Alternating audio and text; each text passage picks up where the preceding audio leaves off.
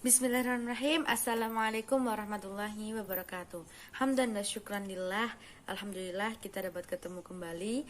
Dalam video ini kami membuat suatu materi, yaitu tentang hakikat media, pengertian media, serta manfaat dan fungsi media tersebut.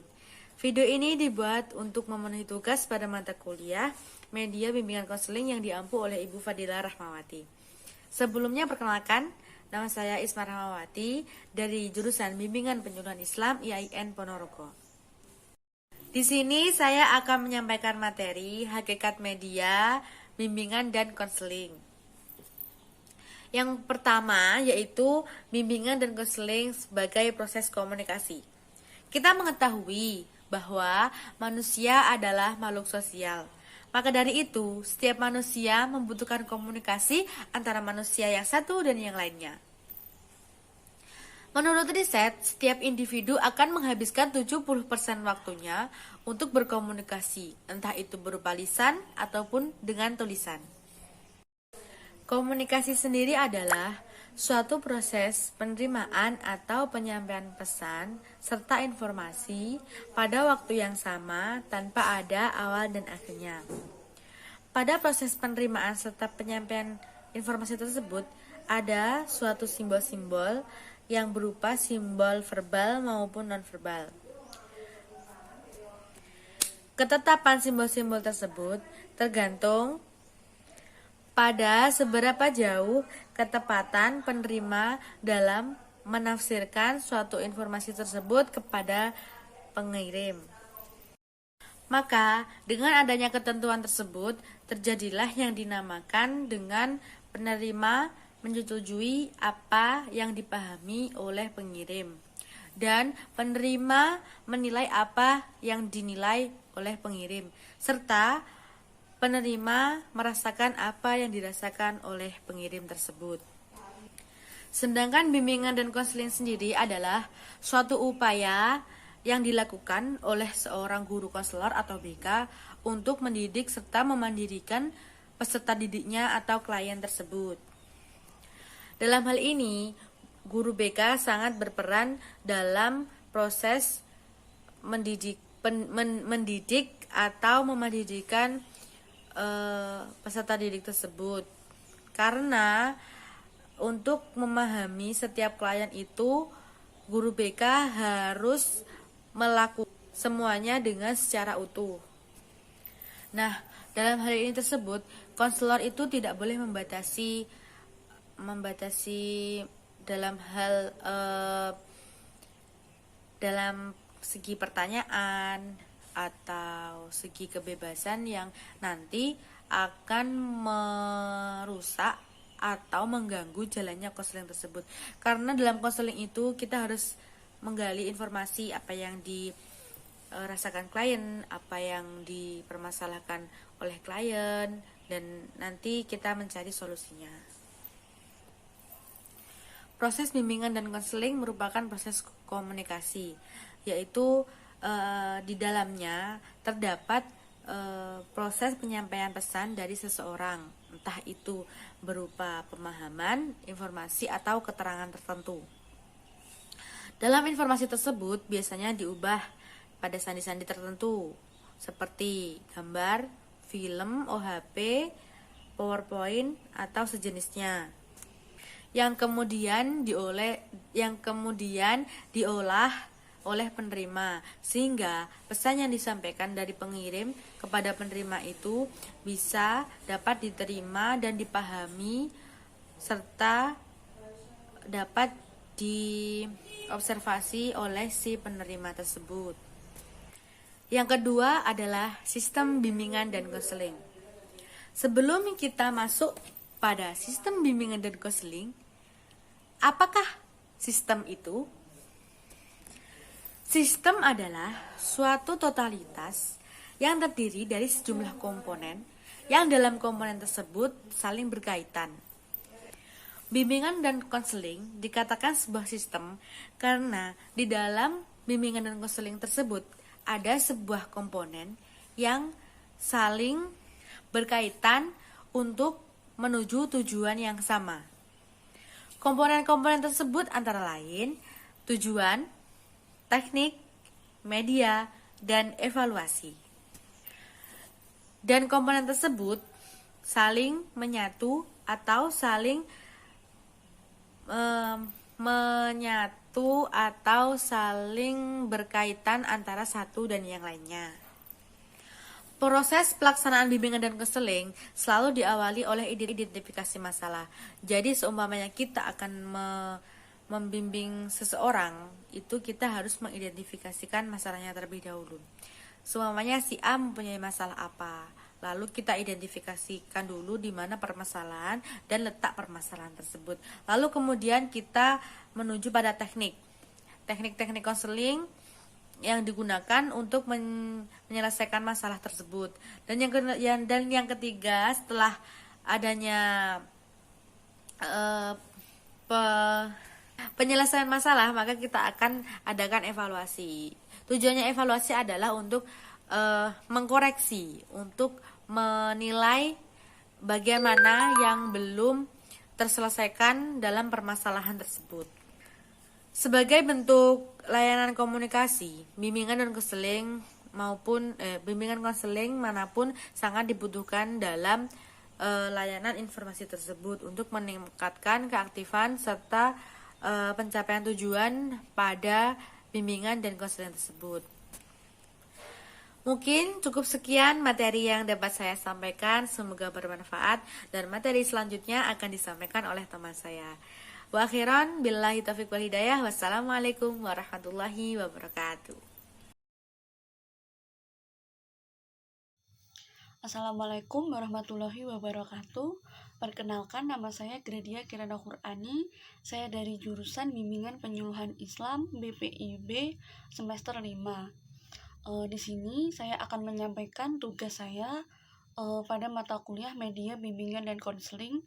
Saya akan melanjutkan materi yang telah disampaikan oleh teman saya tadi mengenai media bimbingan dan konseling. Langsung saja, saya akan membahas tentang pengertian media bimbingan dan konseling.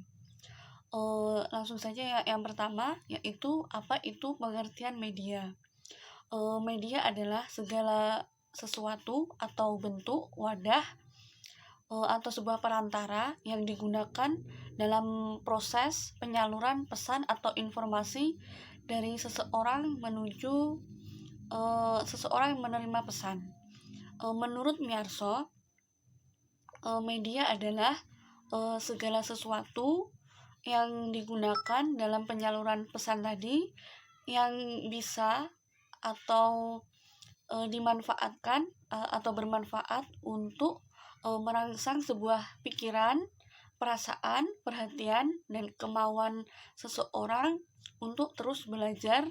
Media berasal dari bahasa Latin yaitu medium, yang berarti perantara atau pengantar. Menurut Hinich, media adalah saluran atau perantara komunikasi. Dalam hal ini, Hinich menjelaskan bahwa dalam komunikasi tersebut ada pengantar pesan dan penerima pesan. Pengantar pesan disebut a source dan penerima pesan disebut dengan a receiver. Hinich menyontohkan media dalam hal ini ada televisi, film, dan berbagai media cetak lainnya. Kemudian dari media-media tadi itu dipertimbangkan sebagai media bimbingan dan konseling sebagai perantara pesan untuk mencapai tujuan dari bimbingan dan konseling itu tadi. Jadi media bimbingan dan konseling adalah segala sesuatu yang digunakan untuk menyalurkan pesan yang dapat merangsang pikiran, perasaan, kemauan seseorang atau konseli untuk memahami dirinya, mengarahkan dirinya, dan menghadapi diri dan untuk kemajuan dalam proses pemecahan masalah yang dia hadapi. Media bimbingan dan konseling terdiri atas dua unsur penting. Unsur yang pertama yaitu unsur peralatan atau perangkat lunak yang disebut juga dengan software. Dan unsur yang kedua disebut juga dengan hardware atau perangkat keras yang disebut juga atau sering diartikan sebagai peralatan. Jadi apa itu hardware? Hardware adalah atau yang disebut dengan tadi unsur perangkat keras adalah segala sesuatu bahan atau peralatan yang digunakan dalam proses penyaluran pesan dalam proses bimbingan dan konseling. Kemudian apa itu software dalam bimbingan dan konseling? Software adalah perangkat lunak atau yang sering juga disebut dengan isi dari pesan itu sendiri. Isi dari informasi yang akan disampaikan dari source kepada receiver, dari perantara pesan menuju ke penerima pesan. Sebagai contoh yaitu ada televisi. Televisi disebut juga dengan media. Namun televisi tidak bisa disebut dengan media bimbingan dan konseling jika televisi tidak mengandung atau berisi tentang informasi atau pesan yang berisi tentang proses atau penyaluran perasaan, mengubah pikiran seseorang dan kemauan seseorang untuk belajar. Nah, agar televisi bisa disebut dengan media bimbingan dan konseling, televisi tersebut harus mengandung beberapa komponen dalam media bimbingan dan konseling. Sebagai contoh, supaya televisi tadi bisa disebut dengan media BK, yaitu televisi tadi menayangkan acara sehat dengan meditasi atau sebuah acara bagaimana mengontrol emosi, bagaimana cara untuk menekan stres. Dari saya, kemudian materi selanjutnya akan disampaikan oleh teman saya. Assalamualaikum warahmatullahi wabarakatuh. Perkenalkan, nama saya Karisma Dewi Fahlevi, NIM 3031900027. Di sini saya akan melanjutkan materi dari teman-teman saya yang sudah tadi ya. Jadi yang pertama tadi kan sudah membahas tentang hakikat sama kedudukan media. Terus yang kedua tadi ada pengertian dari media konseling. Dan sekarang saya akan menjelaskan tentang manfaat, fungsi, dan kriteria dari media bimbingan konseling. Yang pertama yaitu memperjelas pesan agar tidak terlalu verbalitas. Apa sih itu verbalitas? Yaitu tidak terlalu pada tulisan gitu ya. Jadi tidak terlalu pada materi aja. Jadi agar dari siswa tersebut atau klien tersebut juga tidak monoton, tidak jenuh juga, seperti itu. Yang kedua yaitu mengatasi keterbatasan ruang waktu, tenaga, dan daya indera. Terus yang ketiga, menimbulkan gairah dan minat siswa dari siswa tersebut juga untuk berinteraksi lebih langsung antara siswa dengan guru. Contohnya tadi antara siswa dengan guru BK gitu ya. Jadi ketika kita menggunakan suatu media pasti nanti kayak ketegangan, terus kayak nervous gitu. Kalau kita ketemu sama guru BK itu kan pasti kan juga nervous atau grogi gitu. Nah, ketika ada media yang disukai oleh klien atau media yang memungkinkan untuk menunjang konseling itu akan lebih merilekskan dari klien tersebut. Yang keempat yaitu memberi rangsangan yang sama, mempersamakan pengalaman dan menimbulkan persepsi yang sama. Jadi kan konseling itu nanti juga punya tujuan untuk menyesuaikan atau menyamakan antara persepsi antara konseling dengan konselor. Jadi menyamakan, tidak ada namanya kayak perdebatan gitu ya. Terus yang kelima yaitu proses layanan bimbingan dan konseling dapat lebih menarik dan interaktif gitu. Jadi yang aktif di dalam proses konseling tersebut bukan hanya dari konselor sendiri, tapi konseling tersebut dapat berinteraksi dan aktif dalam proses konseling tersebut. Terus yang keenam yaitu kualitas layanan BK dapat ditingkatkan. Jadi ketika media satu sudah cukup berhasil, nah nanti kita ke klien lain mencoba media yang lain, kan lebih ada tingkatan-tingkatan yang lebih baik lagi untuk konselornya sendiri untuk meningkatkan media-media yang lebih menarik. Yang ketujuh yaitu meningkatkan sikap positif dari klien terhadap materi layanan BK, yaitu meningkatkan sikap positif. Jadi konseling itu tidak hanya, kan biasanya kan dari teman-teman beranggapan bahwa konseling itu menimbulkan hal-hal yang hanya orang yang bermasalah, hanya orang yang nakal gitu. Jadi sikap-sikap positif atau pikiran yang positif pun dapat timbul dari klien ataupun siswa tersebut, bahwa konseling yang ada di sekolahan, yang ada dimanapun itu tidak hanya menyelesaikan hal-hal yang bermasalah, namun juga dapat mencegah atau preventif, masalah yang preventif. Yang selanjutnya yaitu tentang fungsi dari media BK tersebut. Jadi tadi kan manfaatnya, sekarang fungsinya apa sih ya? Yang pertama yaitu media BK itu bukan sebagai fungsi tambahan ya, bukan sebagai fungsi tambahan, namun memiliki fungsi tersendiri, yaitu untuk mewujudkan atau sebagai sarana untuk layanan BK tersebut yang lebih efektif gitu. Jadi tadi yang agar lebih praktis juga ketika memang media tersebut dapat membuat si klien atau konseling itu lebih interaktif tadi ya. Jadi lebih saling berkaitan, ada umpan baliknya itu dari konseling dengan konselor. Yang kedua yaitu media BK bukan merupakan bagian integral atau keseluruhan proses layanan BK. Hal ini mengandung pengertian media BK sebagai salah satu komponen yang tidak terdiri sendiri, tetapi saling berhubungan dengan komponen lain. Jadi ada kaitannya dengan komponen-komponen lain. Jadi bukan hanya dari media BK tersebut juga. Jadi bisa juga dari hal-hal tentang hanya kayak permasalahannya apa, terus nanti kaitannya dengan medianya apa. Jadi ketika kita mau